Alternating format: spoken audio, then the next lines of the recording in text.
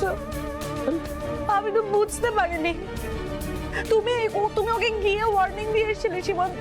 100 বার। তারপরও এত বড় দুঃসাহস করবে আমি তো স্বপ্নেও ভাবতে পারি না।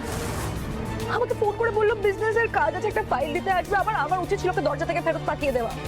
ভালো মানুষই করতে গিয়ে ওকে ভেতরে দেখে বসিয়ে আমার সব থেকে বড় ভুল হয়ে গেল। তোমার কোনো আইডিয়া নেই সীমান্ত আমার সাথে কি ধরনের অসভ্যতা করতে চেয়েছে ও আমাকে। What nonsense! মেঘা চ্যাটার্জি? এটা হতেই পারে অফিসার, আপনি বুঝতে পারছেন না।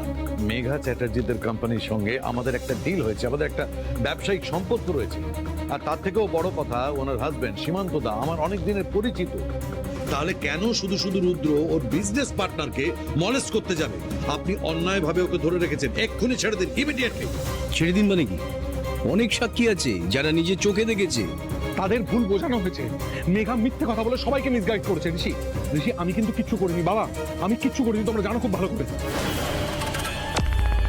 এইবার দেখি আলো রানী, এবার তুমি কি করো। অফিসার, আপনি হাজারবার বললেও আমি এই কথাটা বিশ্বাস করব না। অফিসার ঋষি, আমার মনে হচ্ছে কোথাও একটা ভুল হচ্ছে। আমি এক্ষুনি সীমান্ত দাকে ফোন করছি, 1 মিনিট।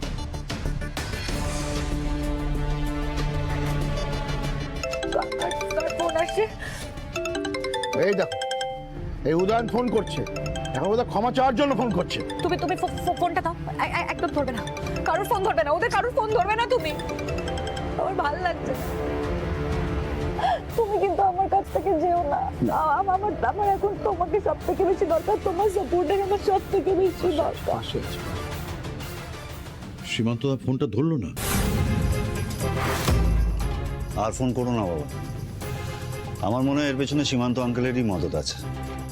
হ্যালো হ্যালো, একটিবার তুমি আমার কথা শোনো। তুমি অ্যাটলিস্ট আমাকে ভুল বোঝো না আলো, প্লিজ। আলো, আমি তোমার দিব্যি করে বলছি আলো, আমি কিন্তু কোনো মিথ্যে কথা বলছি না, আমি কোনো ভুল কাজ করিনি। হ্যালো হ্যাঁ আলো, চুপ করে আছো কেন? হ্যালো হ্যালো, এখানে কেউ না জানো, কেউ না বিশ্বাস করো, তুমি তো সত্যিটা জানো, তুমি তো বিশ্বাস করো। তুমি দয়া করে একটু শান্ত হও। দেখো, আমি তোমাকে বিশ্বাস করি, তুমি এই জঘন্য কাজটা করতে পারো না। আমার বিশ্বাস অগ্নিদেব, তুমি এই কাজটা করোনি। হ্যালো, তুমি অগ্নিদেব বলে ডাকলে? তুমি তো ওই নামটা মুখে এক দেখা বলেছিলে, তার মানে তুমি আমাকে ক্ষমা করে দিয়েছো আলো? এখন এসব কথা থাক, আমি শুধু বিশ্বাস করি যে তুমি এই কাজটা করোনি, তোমাকে ইচ্ছাকৃতভাবে ফাঁসানো হয়েছে।